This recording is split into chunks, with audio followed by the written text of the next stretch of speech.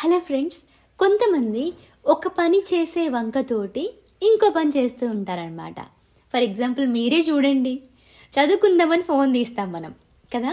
ఏదన్నా ఒక ఇన్ఫర్మేషన్ కోసం మనం గూగుల్ ఓపెన్ చేస్తాం, ఎమ్మటే మళ్ళీ ఇన్స్టా ఓపెన్ చేసేస్తాము, రీల్స్ చూస్తూ ఉంటాం. అంటే చదువుకోవాలి అనే వంకతోటి మనం రీల్స్ చూస్తూ ఉంటాం. అంటే ఈ వంకతోటి అని అన్నప్పుడు మనం ఎలా వాడతాం sentences? On the pretext of studying you are watching reels. You should not do like that కదా. అలా చేయకూడదు. ఆమె నన్ను కలవాలనే వంకతోటి ఇక్కడికి వచ్చింది అని చెప్పాలి. On the pretext of meeting me she came here. నన్ను కలవాలనే వంకతోటి ఆమె ఇక్కడికి వచ్చింది.